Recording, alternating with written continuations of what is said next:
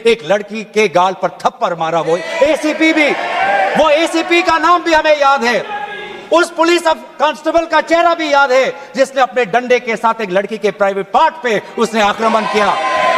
हमें याद है वो लड़कियां जिन्होंने उनके आंसू निकल रहे थे आंखों से और कह रहे थे कि पुलिस वाले उनको मां बहन की गाली दे रहे थे। हम भूलेंगे नहीं वो बच्चियों जिन्होंने कहा कि मेरे पीठ पे जो कपड़े थे उन कपड़ों को इस पुलिस ने फाड़ दिया। ये है असलियत कि हम सरकार से जवाब चाहते हैं और विशेष रूप से गृह मंत्री से जवाब चाहते हैं। गृह मंत्री से हम जवाब चाहते हैं। मेरा ये कहना है सर, गृह मंत्री से हम जवाब चाहते हैं। गृह मंत्री आए और सदन के अंदर बोले कि क्यों आपने पुलिस के द्वारा बच्चों पर ये दुर्व्यवहार किया, बच्चों के पर आपने आक्रमण किया, बिहार में आपने AK-47 का इस्तेमाल किया। ये नौबत है, ये नौबत है। एक लड़का था हरे शर्ट में, वो पुलिस को बोलना कि मार, मुझे मारो, मारो सर मारो।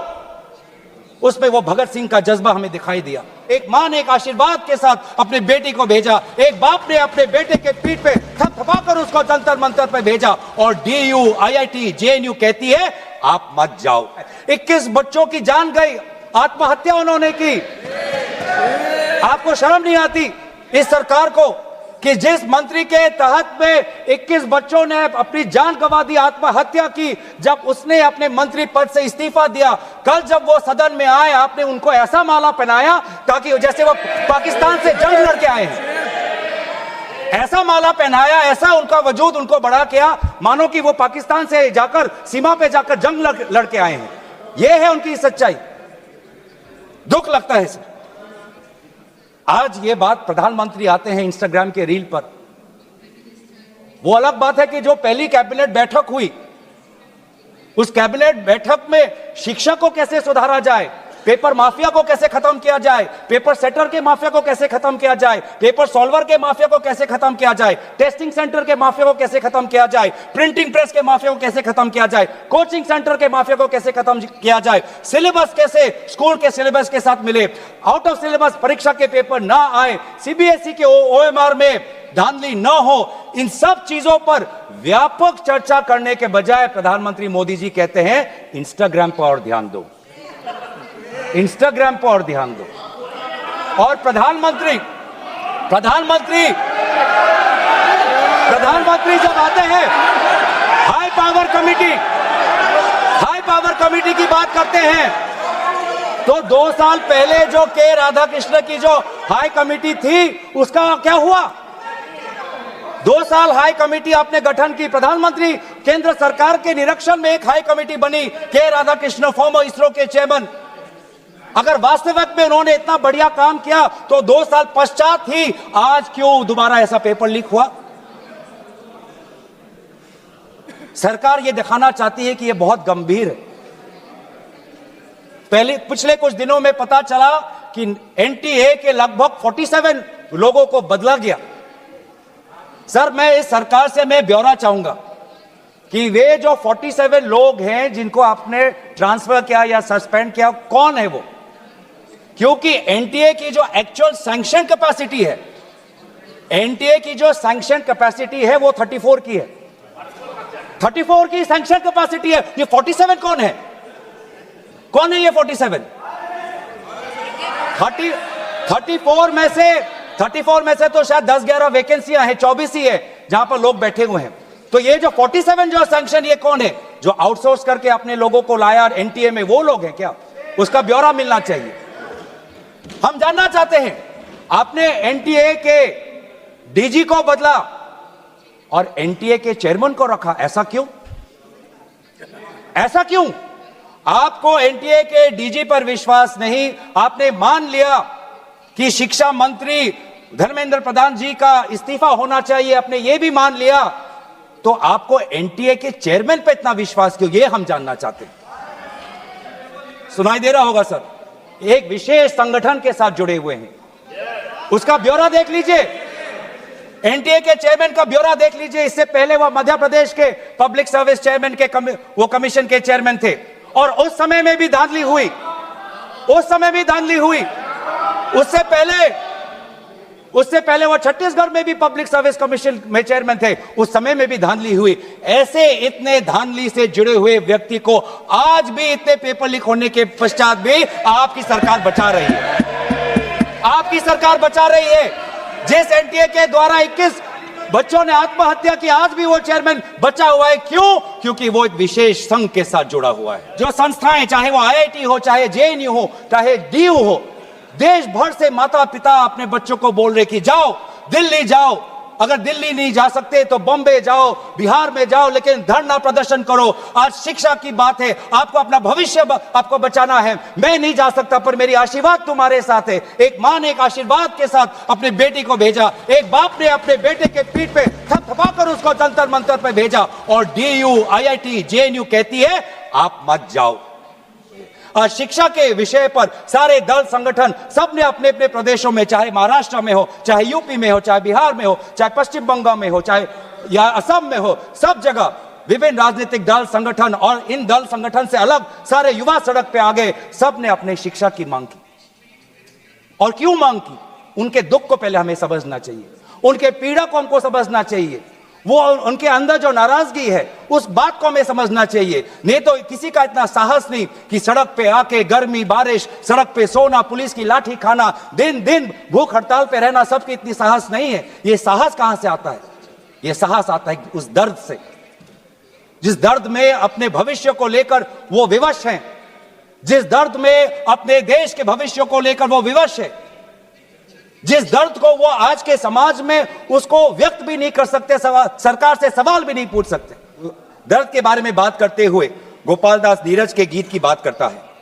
वो व्यक्ति, जिस व्यक्ति से राहुल गांधी जी मिलने गए, उसने कहा, उसने हमें याद दिलाया कि नीरज की वो पंक्तियां, स्वप्न झरे फूल से, मीत चुबे शूल से, लुट गए सिंगार सभी, भाग गए बबूल से, और हम खड़े खड़े बाहर देखते रहे, कारवां गुजर गया गुबार देखते रहे।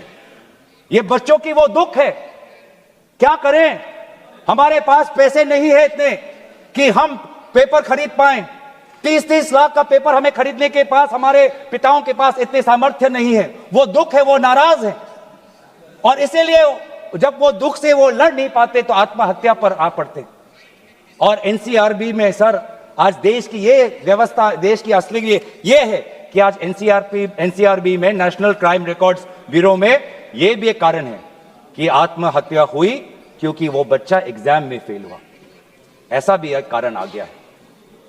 बच्चों की आत्महत्या, छात्रों की आत्महत्या लगभग 1 लाख से ऊपर बढ़ चुकी है। 1 लाख से ऊपर, जिसमें से 2000 ने तो साफ साफ कहा है, 2400 ने साफ साफ कहा है कि मैं फेल हो गया और इसीलिए मैं सुसाइड ले रहा हूं।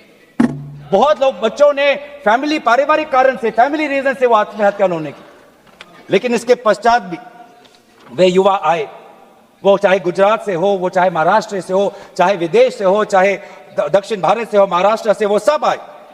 और जब वो आए और दिल्ली की गर्मी, दिल्ली के बारिश से जब वो जो उन्होंने उसमें जो दर्द है, उसमें जो संघर्ष है, उस संघर्ष को याद करते, उस संघर्ष को झेलने में उन्होंने याद किया सावित्री बाई फुले को।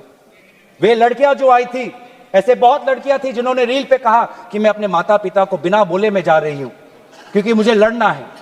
ऐसे भी लड़कियां थी जिन्होंने कहा कि मैं छात्र नहीं हूं, मैं काम करती हूं, लेकिन मैंने भी कुछ साल पहले नीट का परीक्षा दिया था, मैं पहले अटेम्प्ट में मेरा पेपर लीक हो गया, कितना मानसिक मेरे पे दबाव बना मैं खुद समझ सकती हूं। आज अगले पीढ़ी के साथ, जिस समय मैं खड़ी नहीं हो पाई, मैं बाहर नहीं आ पाई, लेकिन आज अगले पीढ़ी के साथ मैं खड़ा होना चाहती हूं, मैं जाऊंगी आज। ये सब वहां पे आए क्यों?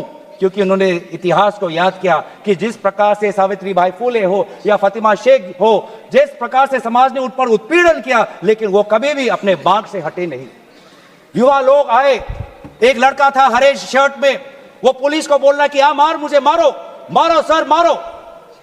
उसमें वो भगत सिंह का जज्बा हमें दिखाई दिया। किस प्रकार से पुलिस वालों ने बच्चों पर हाथ उठाया और उन्होंने बोला कि चलो मैं भी एक लाठी खाने जाऊंगा। ये है हमारा युवा शक्ति। मैं इस सदन से भारत के युवा समाज को मैं नमन करता हूं, आभार प्रकट करता हूं, शुभकामनाएं मैं देता हूं, धन्यवाद देना चाहता हूं कि आपने हमें दोबारा याद दिलाया कि लोकतंत्र का मतलब क्या है। आपने दोबारा हमें याद दिलाया कि सवाल पूछना आप सबका, हमारा सबका मौलिक अधिकार है।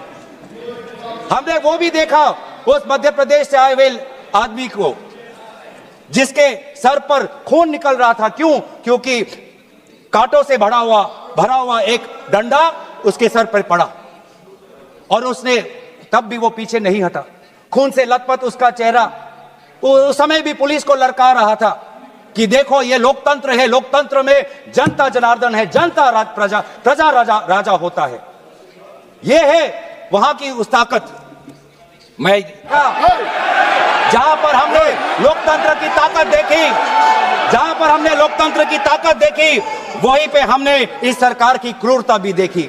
हमने देखा आपने किस प्रकार से पैलेट गन का इस्तेमाल किया, हमने देखा किस प्रकार से आपने इलेक्ट्रिक बेटन का इस्तेमाल किया, हमने वो भी नजारा भी देखा कि किस प्रकार से एक पुलिस कर्मचारी ने एक लड़की के गाल पर थप्पड़ मारा। वो एसीपी का नाम भी हमें याद है, उस पुलिस कांस्टेबल का चेहरा भी याद है जिसने अपने डंडे के साथ एक लड़की के प्राइवेट पार्ट पे उसने आक्रमण किया।